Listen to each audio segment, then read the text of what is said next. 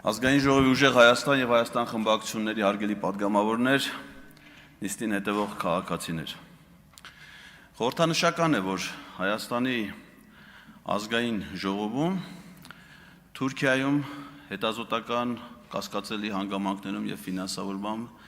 ծրագրի դրամաշնորհի շահառու է ոչ միայն ազգային ժողովի նախագահը,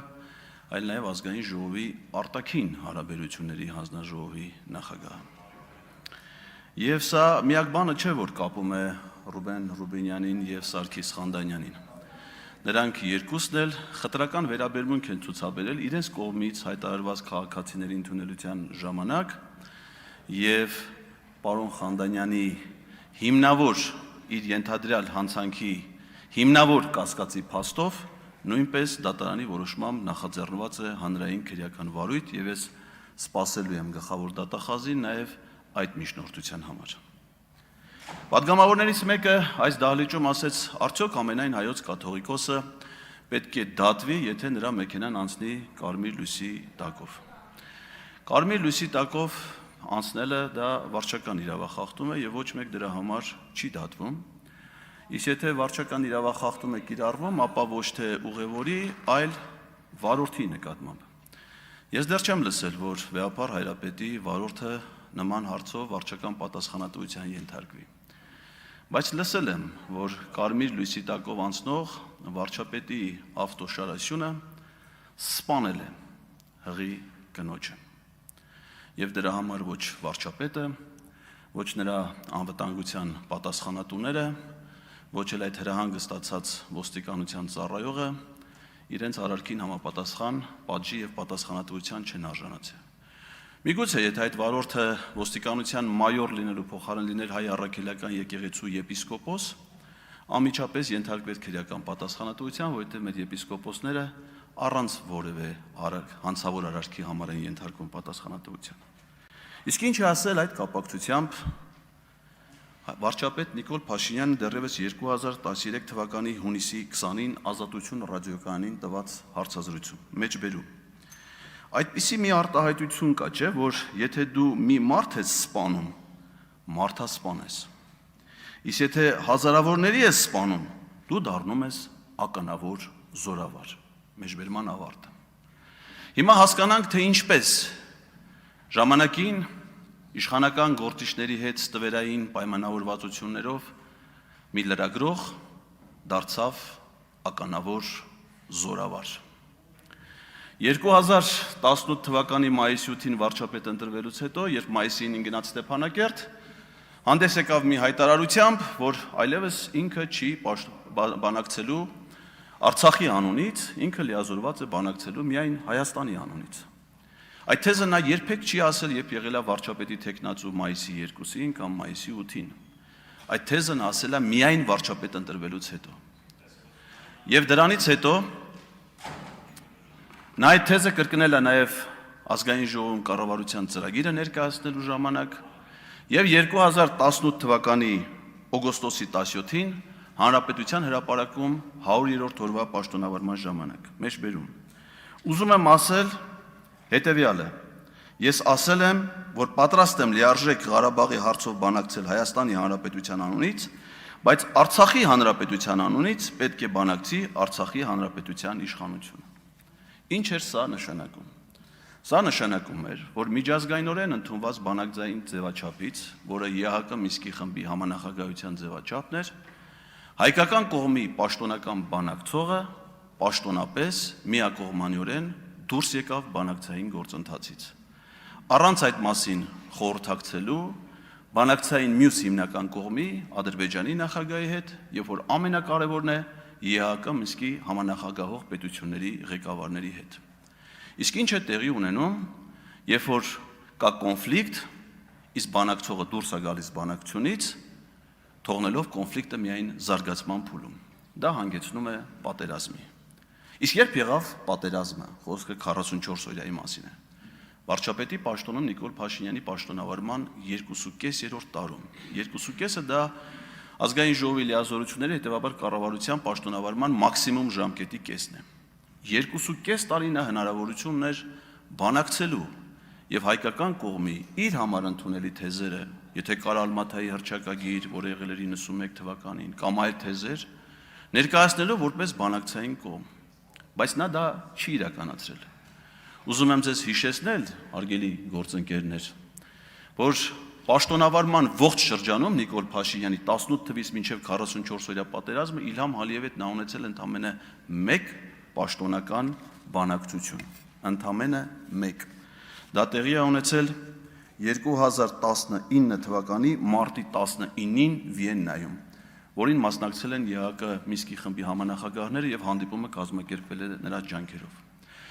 Նրանից այս հանդիպումից առաջ եւ հետո նա բազմաթիվ անգամներ է հանդիպել Իլհամ Ալիևի հետ։ Գիշեք, Մոսկվայում ֆուտբոլի աշխարհի առաջնության բացման ժամանակ, Բիշկեկում հայտնի լիֆտի հանդիպումը, Մյունխենում անվտանգության համաժողովի ժամանակ, տարբեր Շվեյցարիայում տնտեսական ֆորումի ժամանակ, դրանցից ոչ մեկը չի ելել պաշտոնական բանակցություն։ Իսկ ինչ եղել պաշտոնական բանակցությունների փոխարեն։ Հայաստանի եւ Ադրբեջանի հատուկ ծառայությունների ղեկավարների կասկածելի հանդիպումներ երրորդ երկրներում, այդ թվում Դուբայում։ ԱԱԾ նախկին տնօրեն Արթուր Վանեցյանը խոստովանել է, որ ինքը առնվազն ամիսը 1 անգամ մշտական պարբերականությամբ երրորդ երկրներում հանդիպում է ունեցել Ադրբեջանի ազգային անվտանգության ծառայության ղեկավարի հետ։ Բնականաբար այդ հանդիպումներից նրանցից ոչ ոք բանակցելու իրավունք չուներ, որտեղ նրանք դիվանագետներ չէին, արտգործնախարարներ չէին։ Այդ հանդիպումներից ոչ մեկին ԵԱՀԿ Մինսկի համանախագահներից որևէ մեկը ներկա չի եղել, եւ այդ հանդիպումների ժամանակ փոխանակվել են պետությունների ղեկավարներին միմյանց հասցեագրված փակ ծրարներ, որոնց բովանդակության մասին մեզանից ոչ ոք մինչ օրս որևէ տեղեկություններ չունի։ Եվ այս գաղտնի պայմանավորվածությունները շրջանցելով այն միջազգային ձևաչափը, որը լուծարվեց 2025 թվականի օգոստոսի 8-ին Վաշինգտոնում, ի թիվս այլ փաստաթղթերի, այդ թվում խաղաղություն կոչված փաստաթղթի նախաստորագրման, շրջանցելով դեռևս այդ ժամանակ ձևաչափը, մեծ զորավարը գնաց պատերազմի։ Գնաց պատերազմի մեր ժողովրդին պատճառելով անդառնալի մարդկային կորուստներ, հազարավոր երիտասարդների կյանքեր։ Մեր պետությանը միայն պաշտպանության բանակին այդ 44 օրերի ընթացքում պատճառելով շուրջ 5 միլիարդ դոլարի նյութական վնաս։ Արցախի առհասարակ քաղաքացիական օբյեկտների ընդհանուր վնասը գնահատված է ամենամոտավոր հաշվարկներով մոտ 100 միլիարդ դոլար։ Եվ դրա դիմաց ինչ են ստացել այս ամենի հեղինակները։ Պարգևավճարներ պարգևատրել են իրենց օրենքով չնախատեսված ֆինանսավորումից դուրս, ձեռք են բերել տներ, առանձնատներ, տնավեր դարձնելով 100,000-ավոր մարդկանց։ Իսկ ինչ են արել այդ պատերազմի արդյունքները։ Վերածել կապիտուլյացիան նորից 21 թվի պատերազմի, 21 թվի պատերազմը նոր կապիտուլյացիայի, խախտելով բոլոր բանակցային ձևաչափերը, կասկածելի ձևաչափերով, տանելով մինչև 2022 թվականի հոկտեմբերի 6, որին նախորդել էր Ջերմուկի պատերազմը, դրանից հետո նորից պատերազմ Արցախում 2023 թվականի սեպտեմբերին, նորից կապիտուլյացիա, Տավուշի հանձնում։ Սա է այս իշխանության դեմքը։ Պատերազմ, զոհեր, կորուստներ եւ պարգևավճարներ։ Իսկ երբ հարցնում են պատգամավորին, թե քերին ոնց է, նա ուրախությամբ պատասխանում է, որ փառք Աստծո, լավ է քերին, թող լավ լինի քերին, բայց իմ քերին չի կարա լավ լինի, որովհետև նրա անվանակից թոռնիկը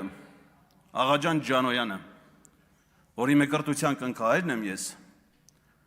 Մխիթար Հերացու անվան պետական բժշկական համալսարանի առաջի կուրսի ուսանող, զոհվել այդ պատերազմում։ Իմ քերին եւ ես երբեք չեն կարող արդեն լավ լինել։ Երբեք չեն կարող լավ լինել։ Մենք լավ կլինեինք, եթե Աղաջան Ջանոյանը դառնար իր երազանքի ռազմական բժիշկը եւ փրկեր մեր զինվորների կյանքը, որը դուք սրիկայաբար փորձում եք շահարկել այստեղ։ Պարոն Ղազարյան, ձեզ կոռեկտ պահեք, Դուք ստանում եք նախազգուշացում